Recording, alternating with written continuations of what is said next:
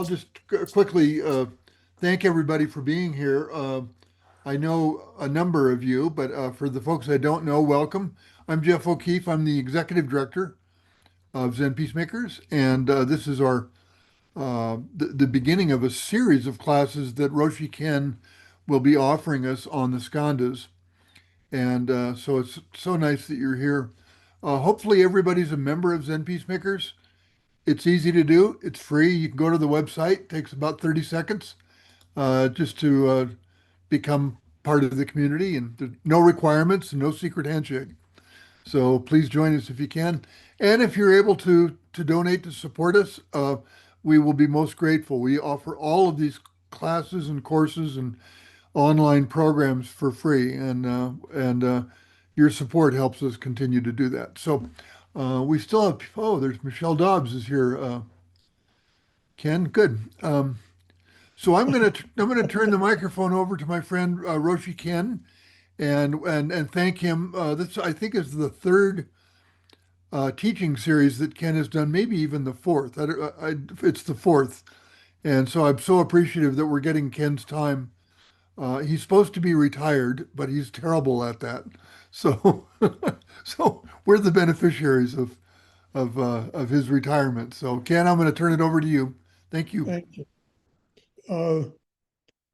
So I'll start slowly to give people a chance to catch up and for you to get used to my voice. Where do we begin? Let me say, starting off, that it occurred to me last night that we should have called this intro to the skandhas, and I'll kind of explain a little bit about why this is an intro course, and I'll try to piece my introduction to the introduction together. We have an hour and a half, and loosely for today, I'll talk some in the beginning. The next part, I want to hear a little bit from you and what, if anything, is coming up, and if you have any reason to be interested in the skandhas before today or anything like that. And then we'll kind of lay out where we're going for the next 6 weeks. The main thing is that you're going to be doing the work. We'll see how many people arrive. This is a good sized group. Jeff mentioned before that 30 people had signed up or something like that. If all 30 show up, we're going to have to talk really fast in subsequent weeks. But you're going to have work to do during the week between our meetings, and we will take maybe the bulk of each of our subsequent meetings for you to share what's come up for you during the week in between in relationship to the skandhas. Okay? So the first thing, just the historical note on my experience with this. There was a fairly elaborate, multi-year, maybe decades long curriculum of study that Roshi Bernie laid out, I think, in the early years of his return to the East Coast, when they had a kind of traditional Zen community based in Riverdale. And he called it the Ox Curriculum. And it was a series of courses. And I got to take the first 3 courses with Roshi Jishu. And In my Zen study, probably those courses were the most impactful of my study experiences. And the first was the course on the skandhas. Uh, and so it's a real privilege for me to share this with you. Uh, a lot of people took the skandha course. I don't know if anybody else is still teaching it, uh, or whether this is part of what got lost. The second course was the precept course, and uh, Nancy Mujo Baker, who's Dharma sister, one of uh, uh, one of Bernie's successors, has done a book on the precepts. Uh, and the first half of the book particularly really reflects the precept course, and then the third course I got to take was on the paramitas. Uh, but the skandhas was first. Uh, and it was life changing. Uh,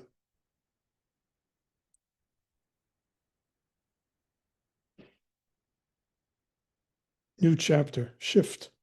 You skip a couple of lines if it was written, kind of thing. Uh, we used to chant, and you probably very well chant. It was part of the regular liturgy. The Zen community of New York was the Heart Sutra, and at least in our translation, it began Avalokiteshvara Bodhisattva, doing deep prajna paramita, perceived the emptiness of all five conditions, and was freed from pain. Uh, Conditions in that phrase is the translation of the word skandhas. Skandhas are the conditions are skandhas. And up until quite recently, I started, I guess I've been chanting that for 30 years and took this course almost not so long after that. But I didn't get the connection really between the Skandha course and the Heart Sutra.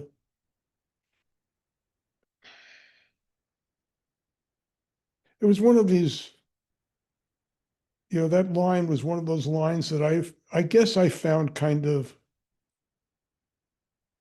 discouraging.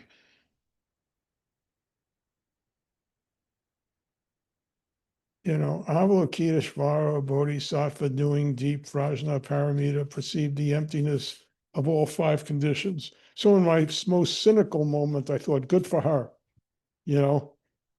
Uh, she's Avalokiteshvara Bodhisattva. Of course, she can do deep prajna paramita, and so she gets to perceive the emptiness of all five conditions. What does this have to do with me?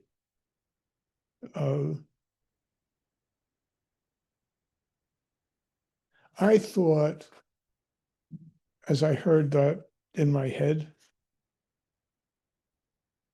that because she was Avalokiteshvara Bodhisattva, she was able to do deep prajna paramita. And because she was doing deep prajna paramita, she could see this thing, which the emptiness of all five conditions, which most of us mortals couldn't possibly see. I hear the line differently now. Now it seems to be saying to me that doing deep prajna paramita is perceiving the emptiness of all five conditions. If and as you perceive the emptiness of all five conditions, that's prajna. Wow. And then I got this connection, which I had never gotten quite, was, because when you even when you get that line, so how do you do it? And it turns out, I think, we'll try this, and maybe in 6 weeks you'll tell me whether you agree or not, uh, that Bernie worked out in this Ox class a training program that enables the likes of me to perceive the emptiness of all five conditions.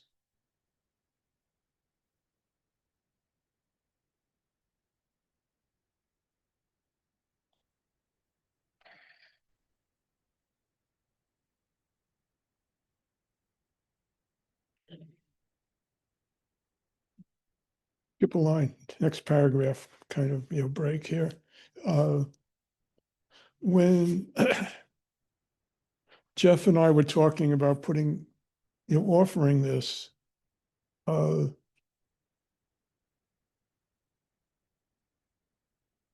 how to schedule these classes was the question. Uh, and I couldn't remember, and I still can't, whether when I took the course with Jishu, we met every other week. I think it may have been every month, but maybe it was every 2 weeks, and I'm not sure. And I have in a file drawer somewhere Jishu's teaching notes. And I thought of looking it up to see whether when she taught it, it was every 2 weeks or every 4 weeks. We decided we'd do the class every week because we had a window to get it in before the holidays without like some sort of gigantic break if we did it every week. And if we spaced it out, it'd be harder for this. Let's try this. See if it's easier for people to stick with a 7-week course if it's every week than if it's 6 months or something. So let's try that. And that's when I realized that this was an intro, but it would have been an intro anyway. But it's an intro because what hopefully you will get in the next month and a half is a start toward perceiving the emptiness of all five conditions. You may even get a glimpse at certain moments, but you're not going to be doing deep prajna paramita every minute on the basis of 6 weeks of practice. Uh, this is not the shortest cut to enlightenment ever invented. Uh, and I don't know whether we or any of us, me, and I'll speak for myself, ever going to get there. Uh, I don't know. In case you don't remember, the last line of the Heart Sutra is Gate, Gate, Paragate, Parasamgate, which gets translated roughly, I guess, as gone, gone, gone completely, gone to the other side. Uh, and gone to the other side is something, I guess, like an equivalent of entering the stream, which is kind of like a Buddhist metaphor. So when you enter the stream, you don't ever fall back. And in some versions, you're sort of guaranteed of getting off the wheel of samsara in just 7 more lifetimes. Gate, gate, paragate, parasamgate. I translated a little for myself my personal language. I don't know if any of you remember Maxwell Smart. It was a television. It was a funny spy comedy, and one of my favorite Maxwell Smart item lines was "Got it, got it, got it, don't got it." That's my translation of "gate, gate." Parasam gate is "got it, got it, got it, don't got it." At some moments, if we practice, we get to experience the emptiness of all five conditions and are free of pain. It's kind of wonderful. And then, of course, I don't got it. And got to practice some more.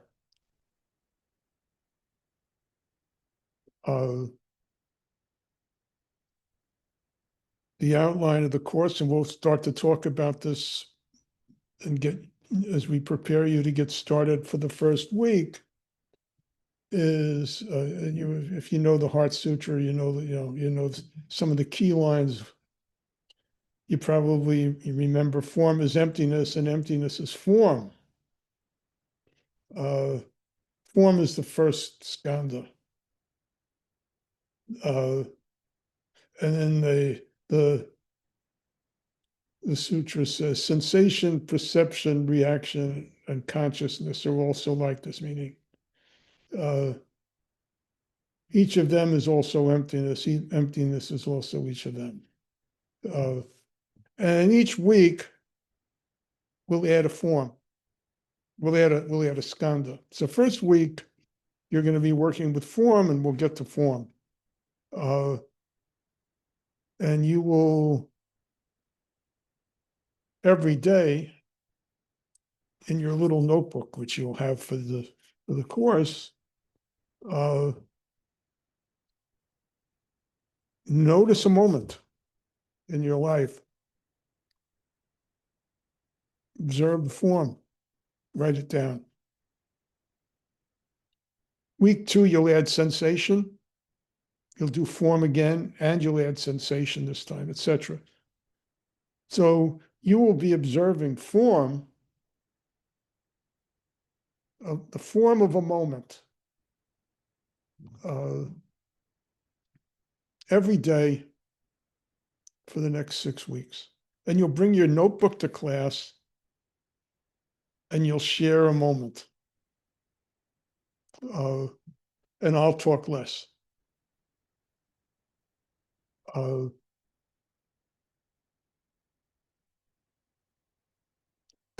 think that's the introduction.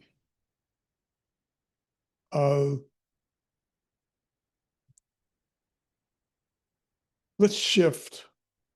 And I don't know if I should call on you, because I don't know if you, I guess you can all see each other, but I don't know if you, well, we'll do it this way. Why don't you, if you, who's ever brave, can jump in first, introduce yourself, and share anything you want or react to anything I've said, and we'll give everybody, get a chance to hear everybody's voice, get a little bit of a feel for everybody.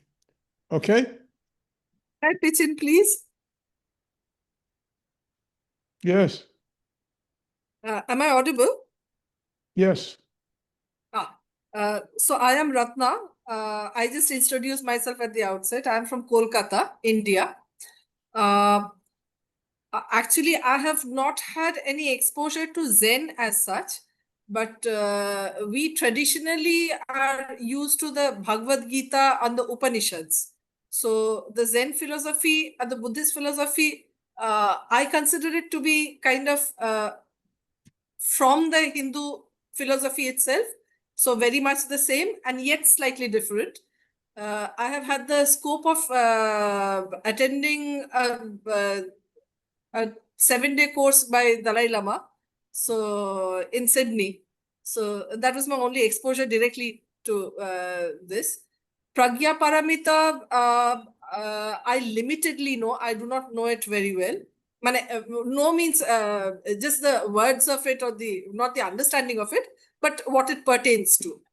Skandhas, I don't know anything. I'm not familiar with it.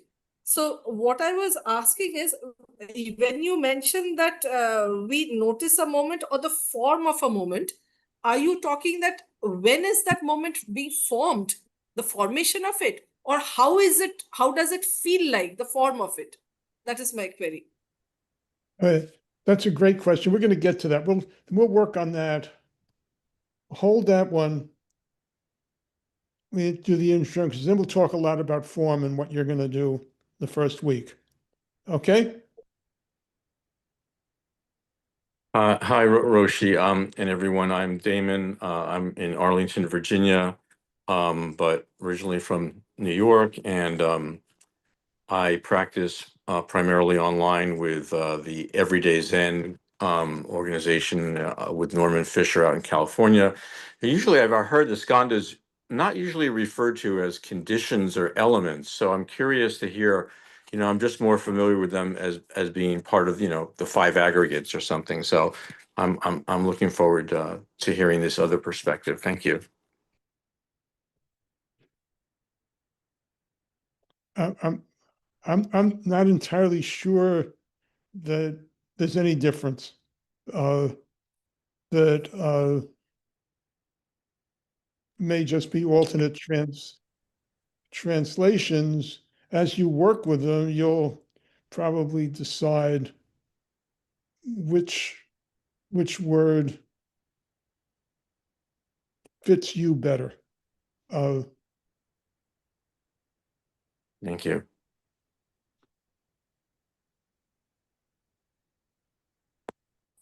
Hi, I'm Stuart. I'm in Brooklyn, New York. And I practice online, as Damon does but I practice with the New York Zen Center for Contemplative Care. And, I've encountered the five skandhas years ago, and I realized my understanding and recollection of what it's about is very eroded with time. And so this course came up, and it's very timely for me. I'm looking forward to it. Thank you. Hello, it's Adam. I'm in Warsaw, Poland. It's 6 p.m. right now. I am looking and outside behind the window, I see a lot of cars going on the road. It's a beautiful view in a way.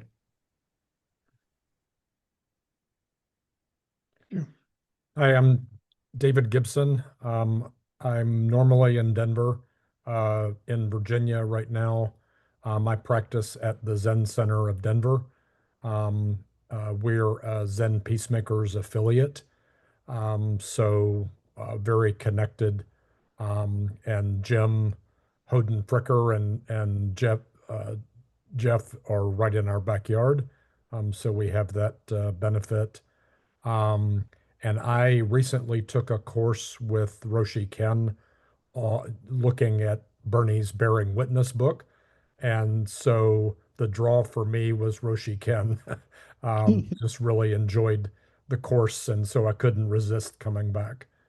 And my my dad passed away a week ago yesterday, or a week ago tomorrow. And we're having his funeral on Saturday here in Virginia. I was the family member that went to view him at the funeral home yesterday to make sure that he looked like dad. And so form for me is my dad's in a different form now. And this is the first parent I've lost. And we lost both of my wife's parents over the summer.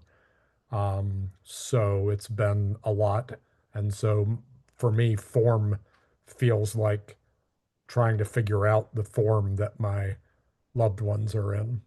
Mm. Thank you.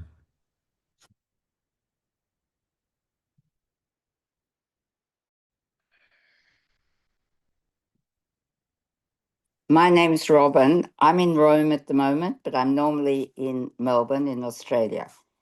And I practice with a Zen group in Australia.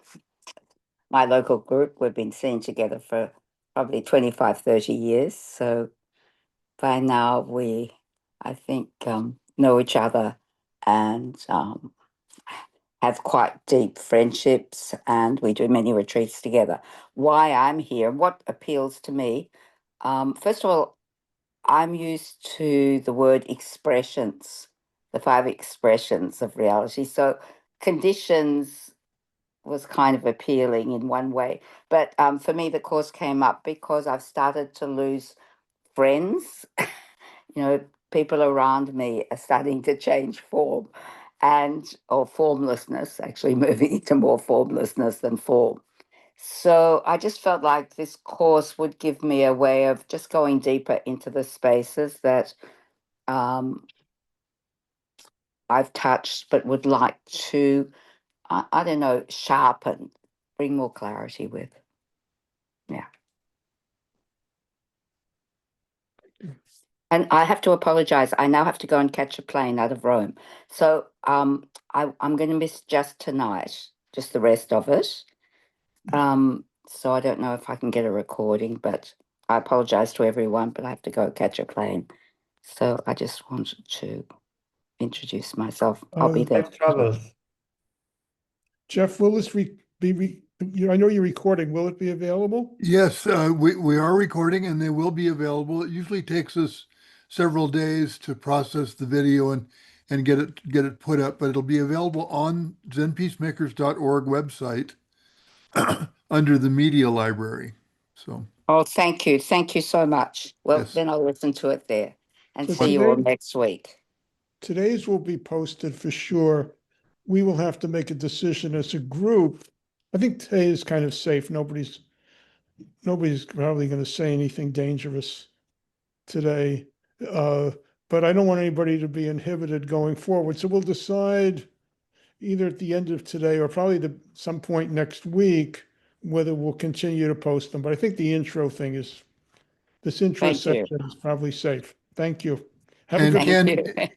Ken, at any time where you get into back and forth or something a little more personal, you can just give me the signal and I can pause the video. Okay. Thank you, everyone. Thank you.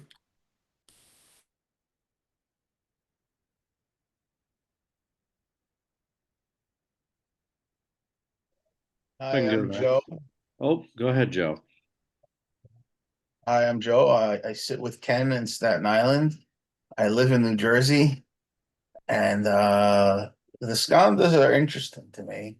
I'd like to, see the five conditions in another way, get more in touch with them, and see where it takes me. See, I have no idea where it's going to take me, but aside from sitting, it's worth my while to take a look in another way. Yeah, that's about it.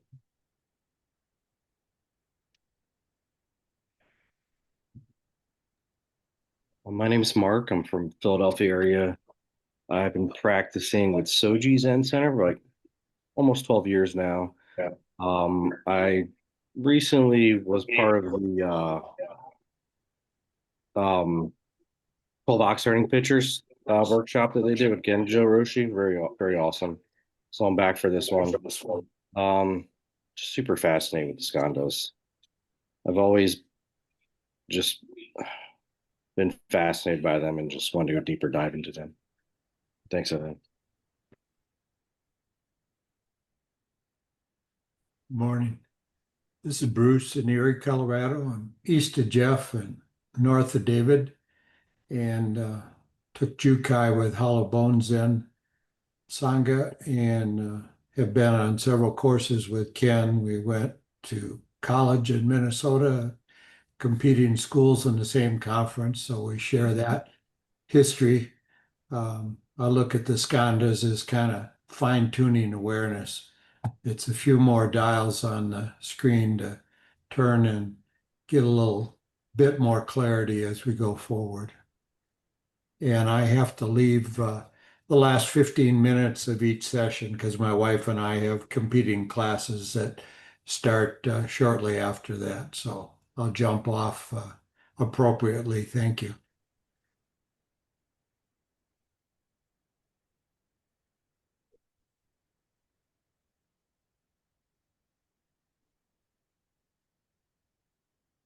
Can you hear me? You should be able to hear me now. That's a Zoom thing. As you see, I'm Rita. I'm in Latvia. And I'm practicing online in the Quaker community, in the unprogrammed meetings, which is mostly waiting silence. And at some point I discovered that Zen teachings and then practice exists. And I discovered lots of similarities. So now I'm just following my curiosity.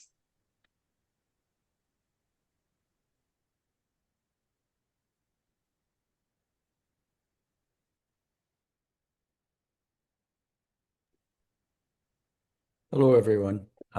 My name is David, and I live about an hour and a half north of New York City in the woods, lovely place in the woods. I unexpectedly, I think my practice related to Zen is through what's called Suizen, blowing, breathing Zen through learning to play the Japanese shakuhachi flute.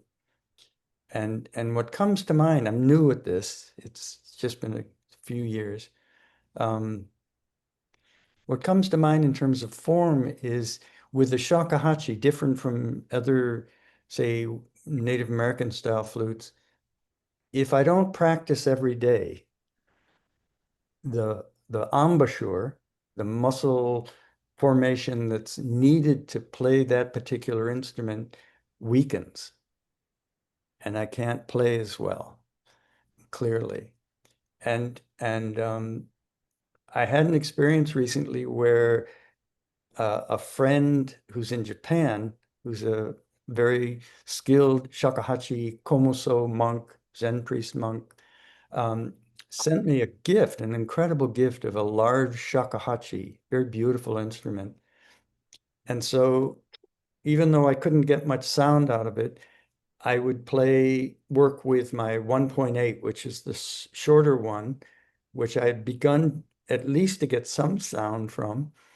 And then I would switch to the larger one so that I could kind of dig into both. And I don't remember how long after doing that, but at some point one day, the embouchure for the smaller one, which I'd been developing, started to disappear. The second day, it was even less there. The third day, I couldn't get a sound out of this instrument that I'd been working with for a couple of years, and I had no idea what was going on. And I went to some shakuhachi players and said, "What's going on?"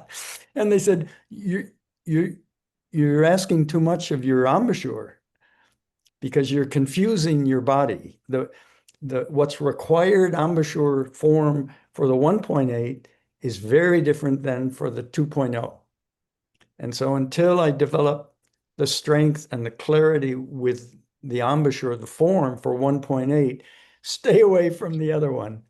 And sure enough, it's begun to develop. It's begun to return and get stronger. So for me, in a way, that's an experience of if I practice, form seems to develop, or form, I don't know, it's kind of a mixy thing for me. But if I don't, it slips into this other dimension. And so for me, I guess in a very simplistic way right now, formlessness becomes form through practice.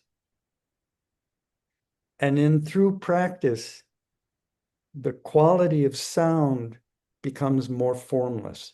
The demands or the technical challenge of playing this flute softens and something else has begun to happen, which is sweeter and much more, I don't know, it flows with the breath. So somehow that's all mixed in for me with form and formlessness. Thank you.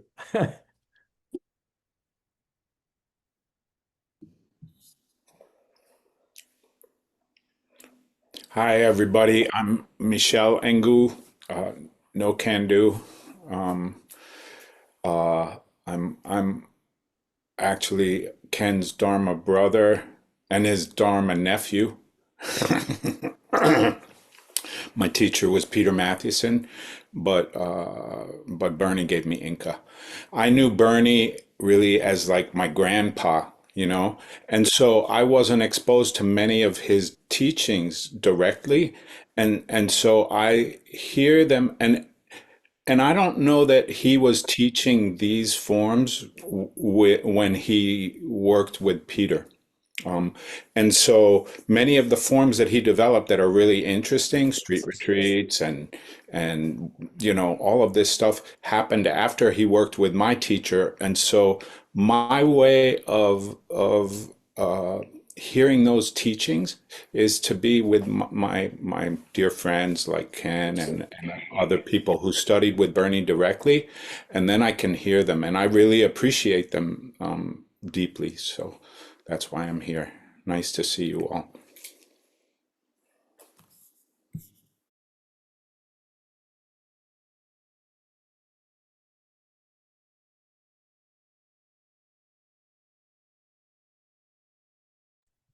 Have we heard from everyone? Alana?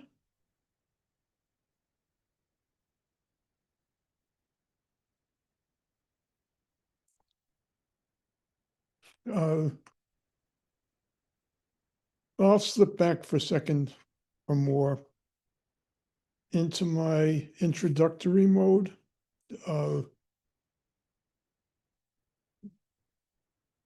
Stuart, I think particularly several of you, reminded me of something I had thought earlier in the week that I should mention in my introduction, but I forgot. So I'm going to go back and catch up. Dogen Zenji, who was the founder of the Japanese Soto sect, and that's the lineage that I'm in. That's Bernie's lineage from Mayazumi and the Japanese Soto people.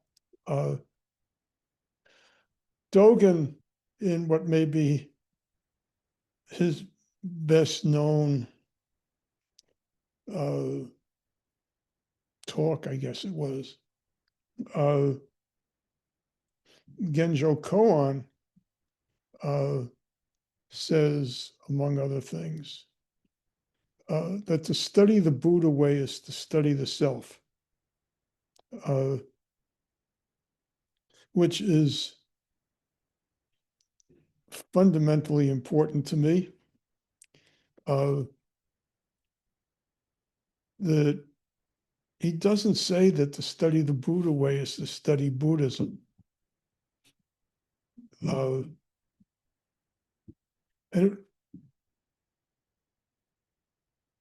it struck me as I was taking these Ox classes that it was sort of as a by the way that I was being introduced so in Buddhist terminology, at least if not Buddhist theory. I was being introduced to the five skandhas in this course. But the practice was not as it had been in other courses that I had taken in my life, to write some sort of essay about the five skandhas and maybe to compare them with some other schema. The purpose, the practice, was to use the five skandhas to study the self. And that's what we're going to be doing. You may, some of you, if you're so minded, gain some philosophical insights from this, from what we do together. But for me and Dogen, that's not the important thing. And it's not studying Buddhism is not the way to get to perceive the emptiness of all five conditions and be freed from pain. The way you get there is to study the self.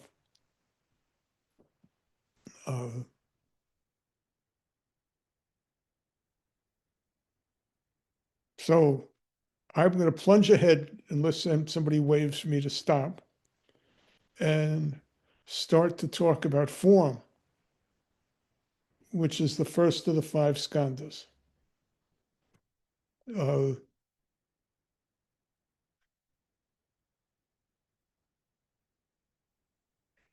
And I'm going to tell you right away, don't worry about form as emptiness and emptiness as form. You don't have to worry about that. The practice will take care of that. And it's a big tangle if you want to wrestle with that one. Because what is emptiness can become a quagmire.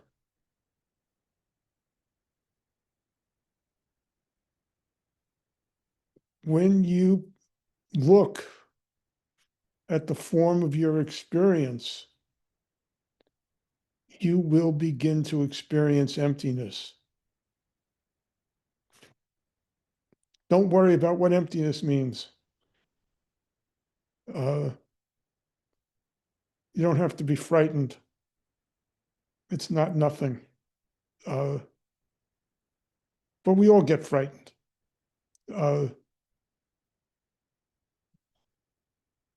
Early on, I said to Jishu, yeah, because some of you are old enough to remember this.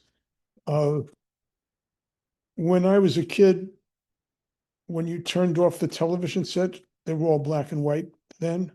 When you turned off the television set, the picture would collapse into this white dot and then would go black. And I guess that was my image of emptiness, you know. I didn't want to go there. And when I told Jishu about that, she suggested that that wasn't the way it worked. That the picture just got bigger and bigger and bigger and bigger until it included everything. That's, you know, I smiled when she said that. That's emptiness. It doesn't sound like emptiness, maybe in English, and maybe emptiness is not a good word. So don't worry about it.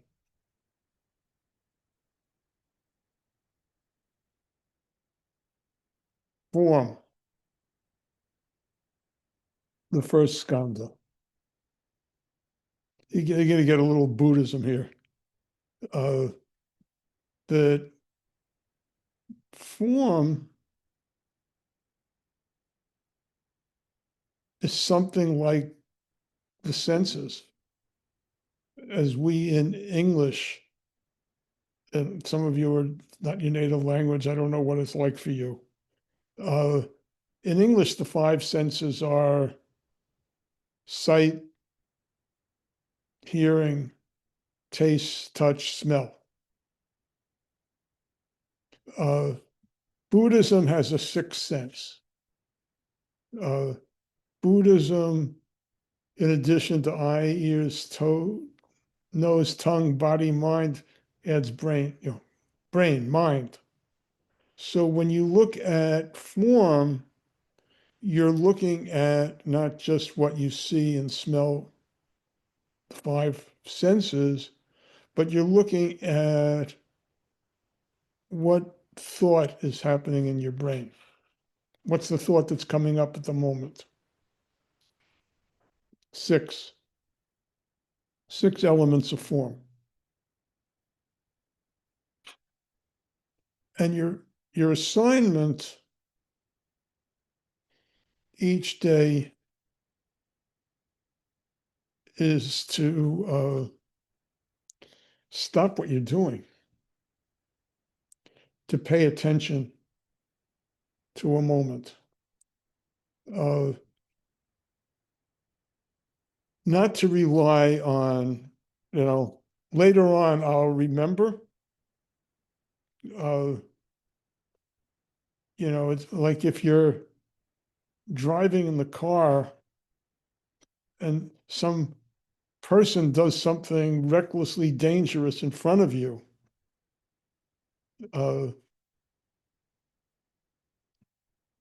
you may later on that night be able to remember what thought went through your mind. You're probably not going to even remember all your physical sensations. So to do this practice, you need to stop and pay attention. You're going to be doing it every day for 6 weeks, noticing the form. It'll get more complicated as we proceed, but you'll start by noticing the form of the moment, of a moment every day. You can, if you want, you can do more. At least one moment, stop. And you can do it intentionally in the beginning. Make it easy for yourself. Yes, you can try immediately pulling over to the side of the road and recapturing the experience of a moment ago. It's always a moment ago. And the moment you take out your notebook to write down the experience, you're in a different moment. So but at least it's a recent memory.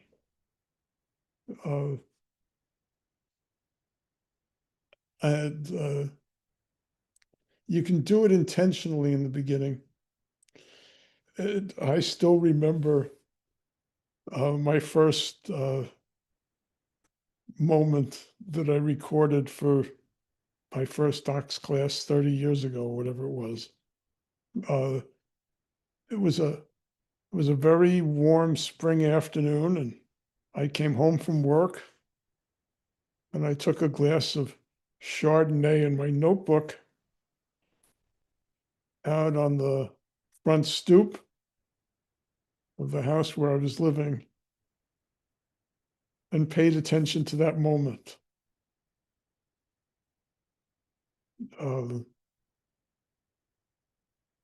Forsythia that were blooming, and the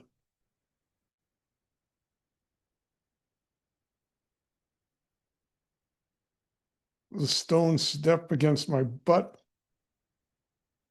The wine, the taste of the wine, sound of cars on a distant street.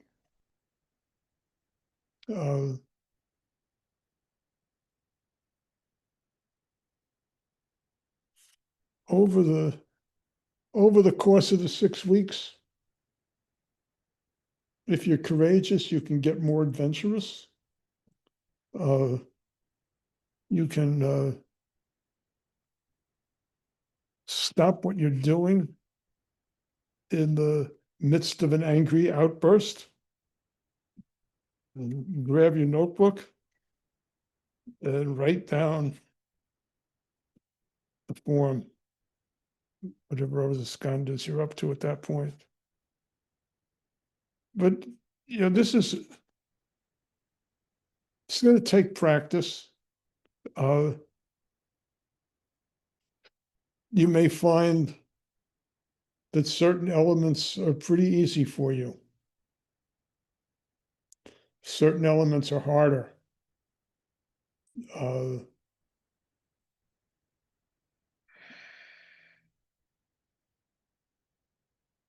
Most of us, I think, live in visual dominant cultures. We're most aware of what we're seeing. We pay less attention to our other senses. The touch, the skin sensations, which are ordinarily super, maybe the first attuned ones when we're born. We largely often lose our connection to.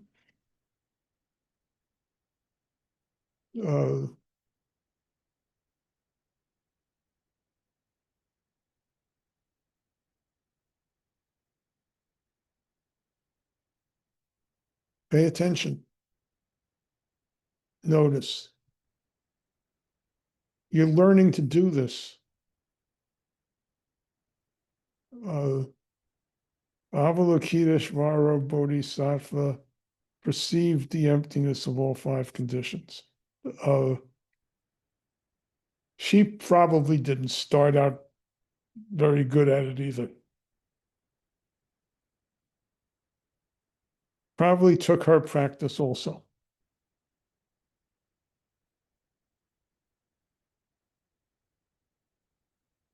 One a day at least. Bring them to class.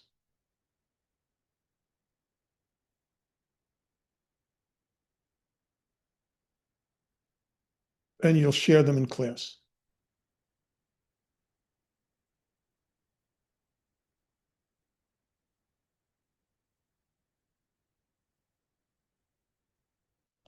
Any questions about the assignment? Not a question. Could I now share something? What? Could I now share something? Yes. Not a question. Yeah. Yes. So for the last few days, I drive myself to work. And in Kolkata, the roads are completely chaotic. Not very much of rules followed. So we have to be automatically careful on the roads. Now, what I have found myself doing for the past few days, that is, I just utter a mantra in my mind. It automatically starts off nowadays when I'm at the wheel. After a little moment, it automatically starts off. So I'm mentally uttering that. And what that, I've been observing myself on that. So there is the observer. So that observer finds that the moment this litany starts off in the mind, then it absorbs all the nervous energy that I'm normally spreading out on the road. So I'm still driving. I'm still navigating among people. And yet the tension that is there, that relaxes off. So the forms are still moving around me. And yet I find my space within that. I find my emptinesses, my spaces within that much easier than I did earlier.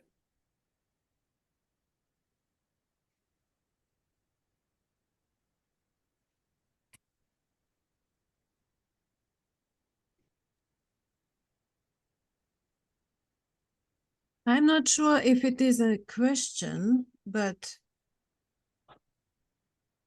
when I imagine myself writing down what I am aware of in a moment, that means I am distancing myself from the actual experience. Yes. That would be hard for me, actually, because being aware of all that I'm experiencing, it's better not to use words for the experience because that is not it. Well, the observing, the shift is in observing. As soon as you're observing you're in a different place.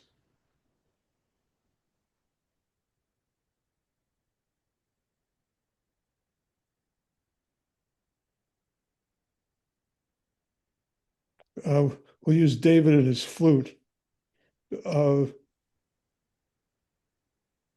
There's a moment in which he's playing, and in our Zen words, David, and there can be a moment in which David and the flute and the music are one. But as soon as he's aware of that, he's in a different moment.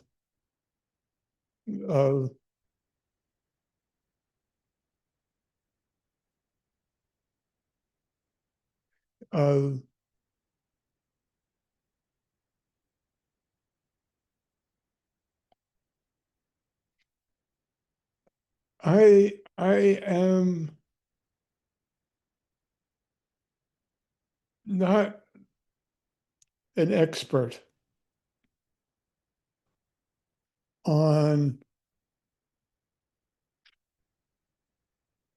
explanations for why this practice works. I don't know why it works. And Bernie used to say, stop worrying about why it works. Just do the practice. Let the practice takes care of it. This is a different practice than playing the flute. This is a practice of studying the self.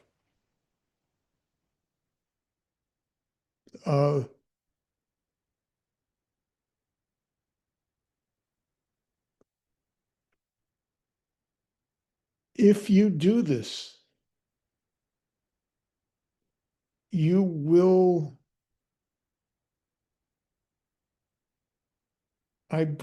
my experience is, if you do this practice, you will experience whatever these words mean, or not worrying about whether these are the right words or not. You will experience the emptiness of all five conditions and be freed of pain. Why does this work? It's just like, why does Zazen work? Why does prayer work? You want to talk about that, you talk about that, or you do the prayer, you do the meditation, you do whatever, Those are two different things.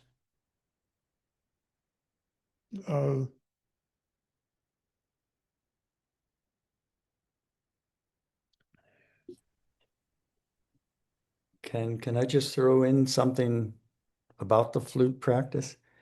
I don't know. I can't think how to develop the embouchure.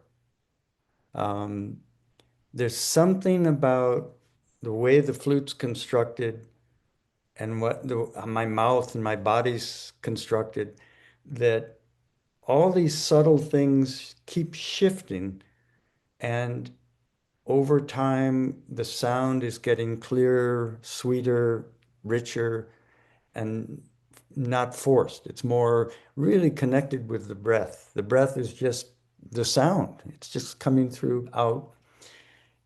And yet it seems very important to do that step aside, that observation moment, to kind of ask, well, what if I shift my mouth a tiny bit this way or that way, or the flute this way or that way? And does that make a difference in the way that it plays, in the way that it sounds? And then to forget about that whole question and let the flute and the body and the breath play with each other. Mm-hmm. And slowly, it's fascinating, over time, something's happening. And to some degree, I can sort of talk about it, but not really. It's hard to talk about. If you're not familiar with it, there's an interesting, kind of wonderful attempt to talk about this phenomena in Zen and the art of archery. Do you know that? And it's like, it doesn't, the language can't really do justice to the experience, but it's something like you don't release the arrow. The arrow releases itself.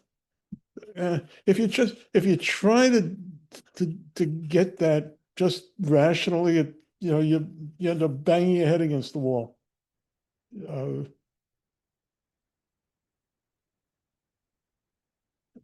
It's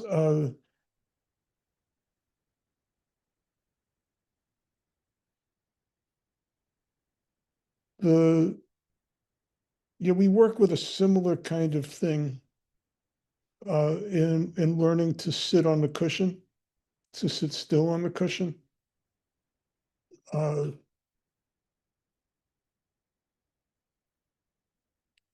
the first instruction when somebody is sitting on the cushion and they're experiencing pain is to, let it go and come back to your breath. And when you try that a few times and it doesn't work, your mind keeps going back to your knee. The instruction is become the pain.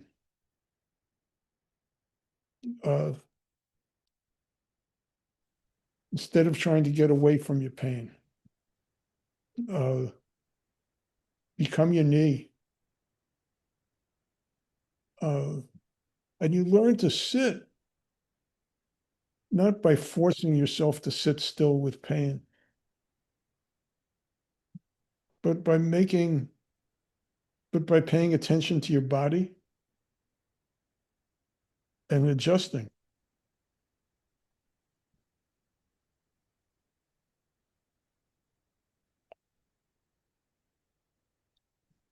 And then my experience always is, over the years, that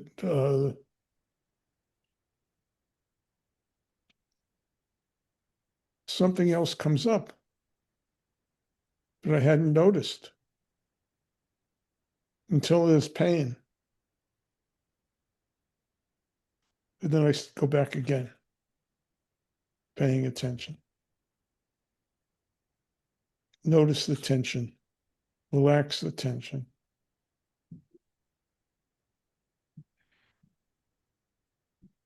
And it changes you.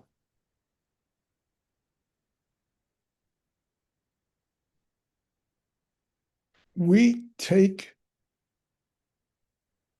our experience as given, as something that's happening to us.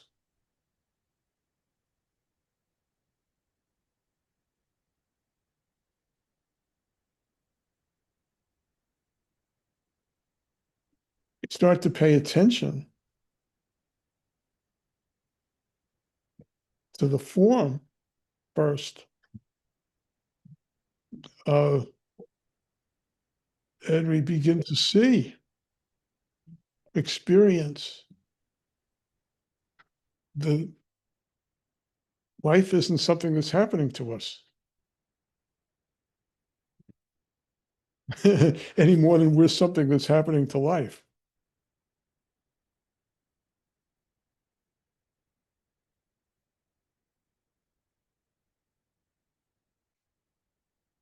And first line of the Heart Sutra gives you the punchline, When you see that, you are Avalokiteshvara.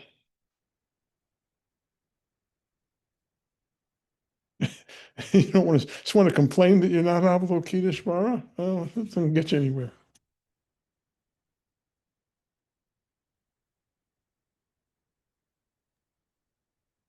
No, something I'm wondering.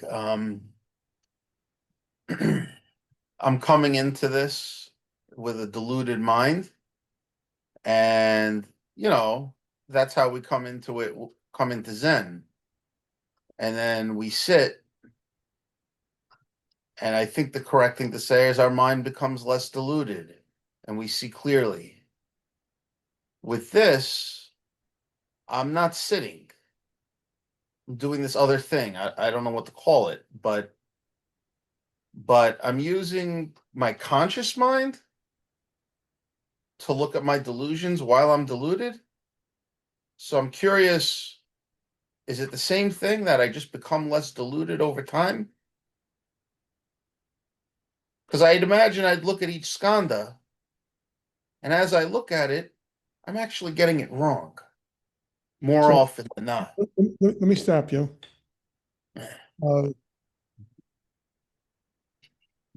Your initial premise is your dualistic thinking. You're thinking dualistically. You're starting out with this thought, that there's this two things, whatever you call it, enlightenment and delusion.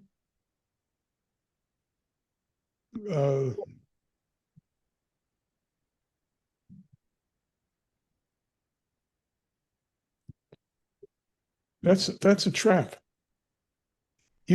Once you take that as a starting premise, there's no amount of thinking that you can do that will get you out of there.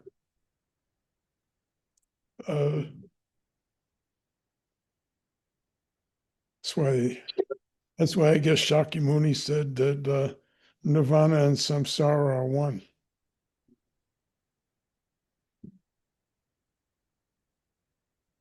So does that mean if I am trapped, be trapped?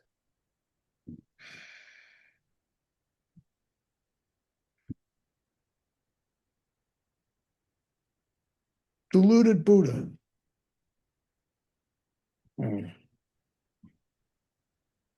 Stop shooting yourself. Stop trying to kill the parts of yourself that you don't like. Whether you call them sin or delusion is just a figure of speech. You want to damn yourself for delusion? You're doing the same thing as if you're damning yourself for sin.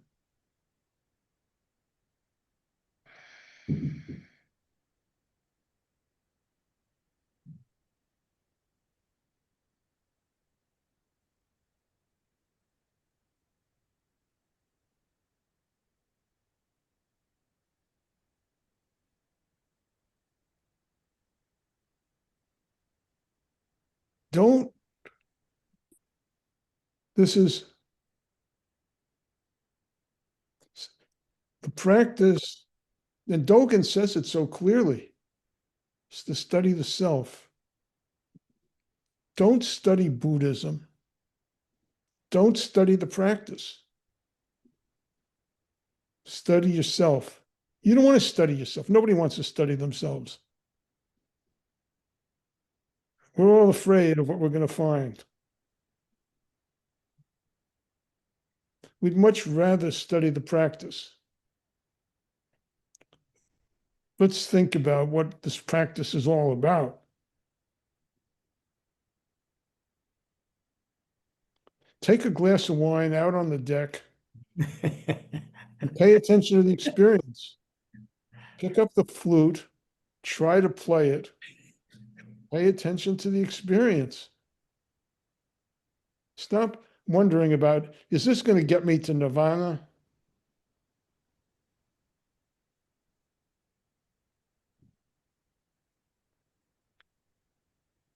Can I toss in? For me, it's really important to study the self and not to hate the self. There's a real difference.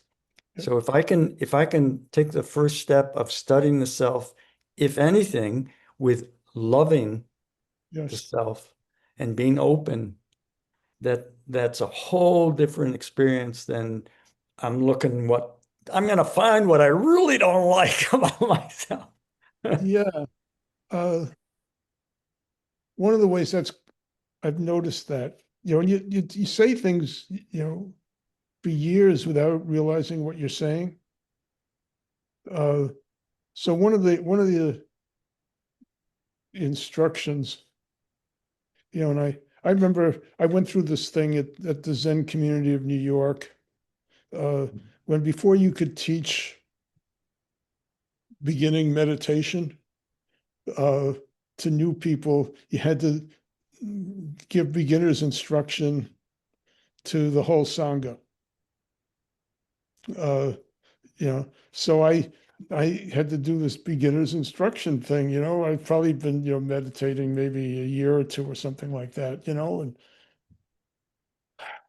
was scary, because there were all these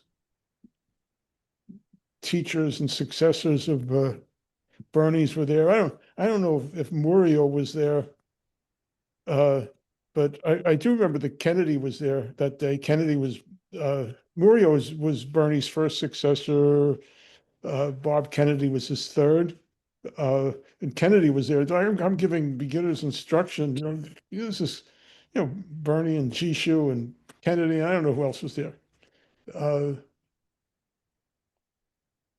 And I did okay. I got to become I could give beginners instruction. And one of the instructions is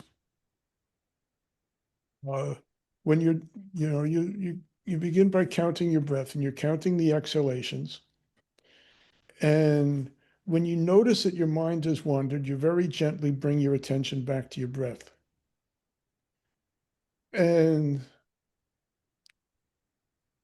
I'd probably been doing beginner's instruction for 25 years before, maybe longer, before I realized that the key word in that was gently.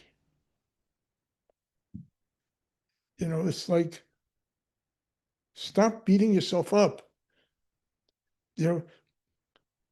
Gentle with yourself, like you're a little baby who's crying, you don't just smack the baby around and tell him to stop crying. You pick up the baby and you gently comfort the baby and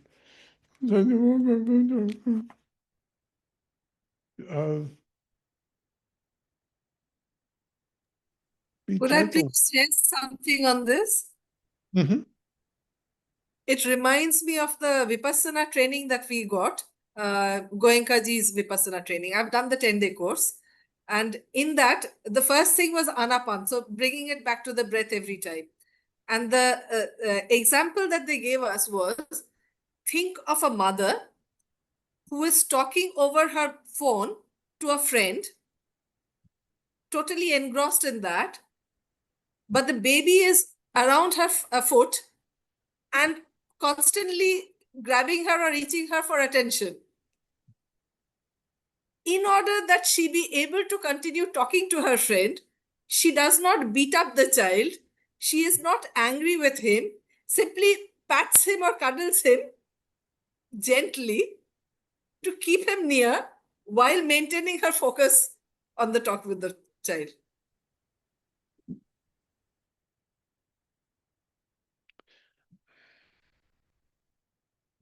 Yeah, I heard it.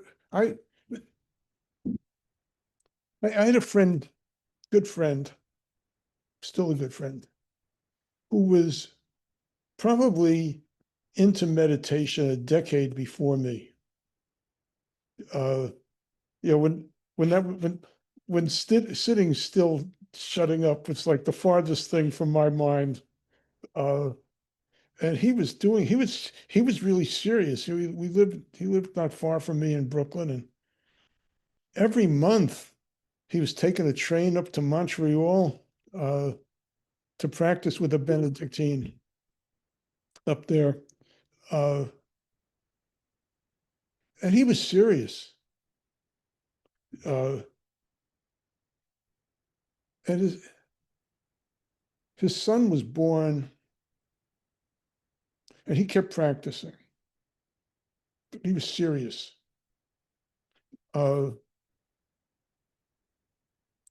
And as his son got a little older, his son would come into the room where he was meditating.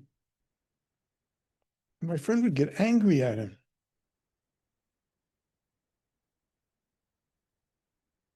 from interrupting his meditation.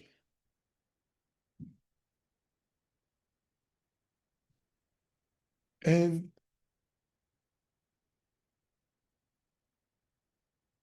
this is like a koan for me, probably, that I'm still working on. He saw himself one day yelling at this little kid. And he decided this wasn't the practice for him.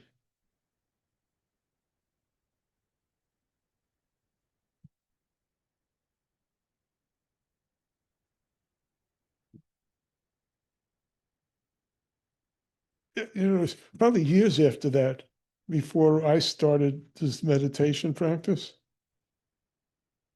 But I've never forgotten that story.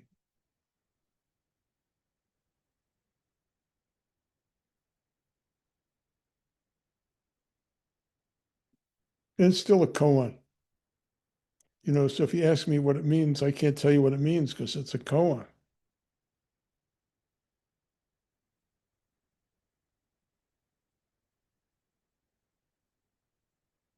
It's still something to sit with.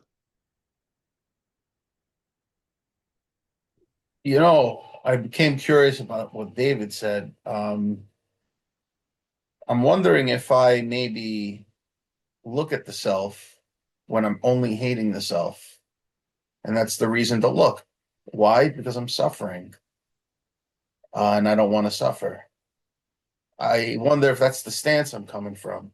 Maybe. Forget about it. Too much self-analysis. Study yourself is not self-analysis. Pay attention. Observe. If you I'm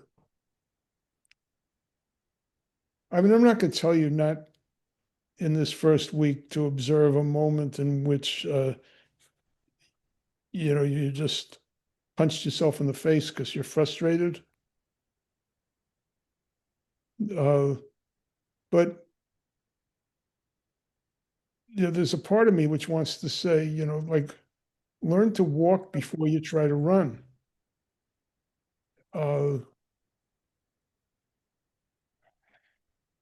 You don't need you need to learn to observe your experience, to pay attention. You don't have to start with the most difficult moment in your week to face. You can start with an easy moment, and if taking a glass of wine outside on a spring evening is not not your happy place, don't go there. What works for you? Want to take a shower?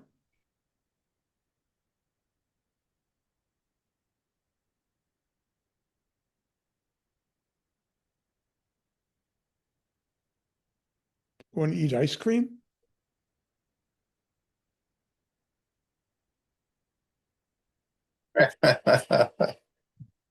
This is you're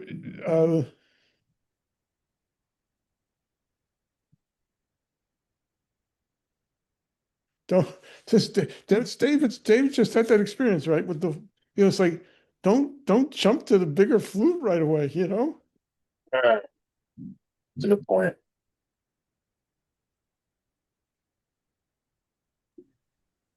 True. May I throw in another little flute thing here? I took one lesson from a very accomplished shakuhachi player. And throughout the whole lesson, the one word I kept hearing was relax.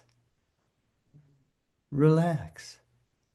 And yet I'm trying to figure out, what do I need to do with my embouchure and my lips and and the breath? What am I trying to do to get that sound? And she's just saying, relax. Well, and Michael Jordan called it being in the zone. And that's different than observing. I mean, I could observe Michael being in the zone, you know. I was watching a video, I guess last week, of Zakir Hussain playing the tabla. Did anybody, you know him? And what struck me as I was watching this is that how he was so clearly in the zone. You know, it was like he was in a trance. Like it's like unbelievable.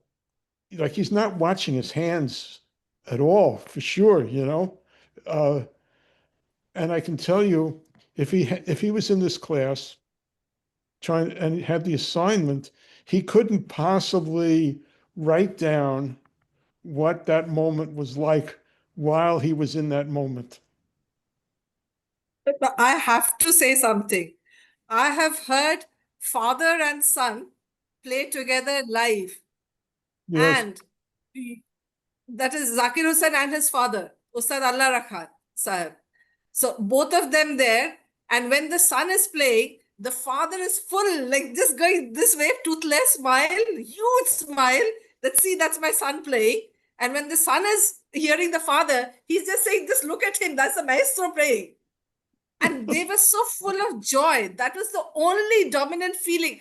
I don't remember a single note of what they played, just that the feeling was of utter, total, complete joy and transcendental music. It doesn't stay with you as a note, it stays with you as a feeling. A form going to formlessness, perhaps.